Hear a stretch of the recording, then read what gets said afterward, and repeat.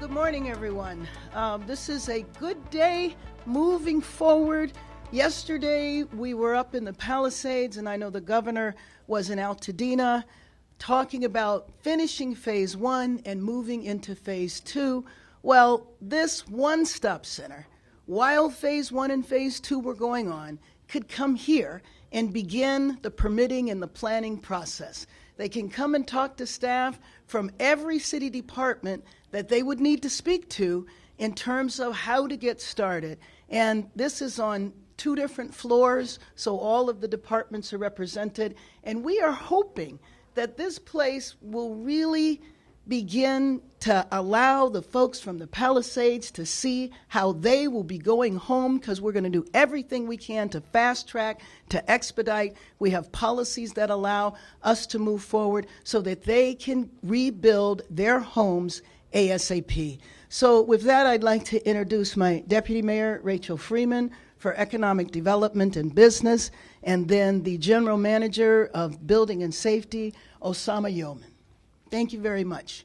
Questions? Yeah. Hi.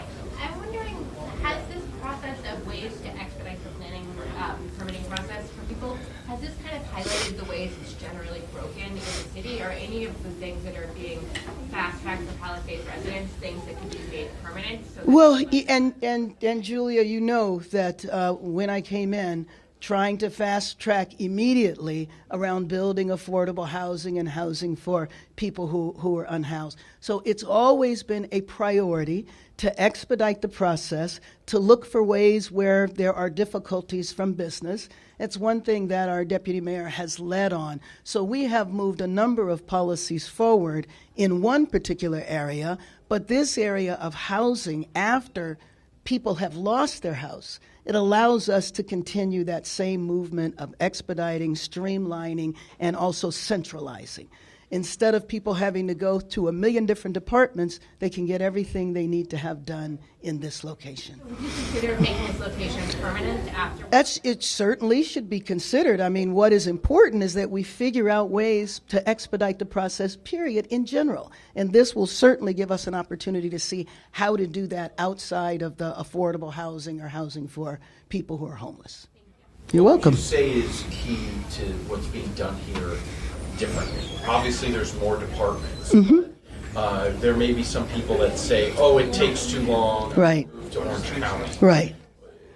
Well, you know, again, I hope this becomes a symbol of hope that you can get it done and you can get it done fast, and that we can break the understanding of people just saying this is never going to happen. I mean, the idea that people can get some plans approved in 6 days that would normally take weeks and weeks. But, you know, it's also an opportunity as residents go from office to office that they get some sense of the timeline. And then again, having everybody in one place, we think will absolutely contribute to that. Are you worried about cutting corners at all, though? Because as critical as you have been about bureaucracy and red tape, right? In some departments and ways, there's a purpose to some of these regulations. So to sometimes push something through may not always be the safest and best way. Well, safety has to be number one.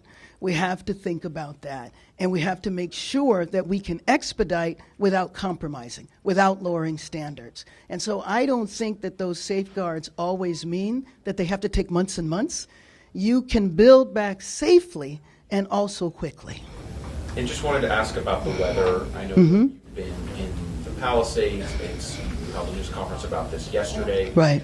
You get a more updated forecast, specifically tomorrow evening, afternoon. What concerns you the most about the burn areas, and what's being done right now to prepare? Sure. Well, we have been preparing in terms of the K-rails and also the sandbags. So we have thousands of them up. And we also, for residents, if you need to get sandbags, you can go to lacity.gov and find out what fire station is near you. So I'm definitely worried about the debris flow. worried that, we obviously haven't been able to move all the debris and the idea of the rain and then the scarring on the hillsides. So I'm concerned about mudslides throughout the city, because this is going to impact the whole city, but debris flows when it comes to the Palisades. Also looking at Manderville Canyon. So keeping an eye on everything, making sure that we are prepared, and if evacuations are needed, that people know that information well ahead of time. Thank you. Any other questions? Well, again, I just hope that this will become a focal point for people from the Palisades to realize that we are going to stand by Palisades until Palisades is rebuilt, people return home, and we want to make sure that the whole process goes as fast as possible, and safety will be number one. Thank you very much.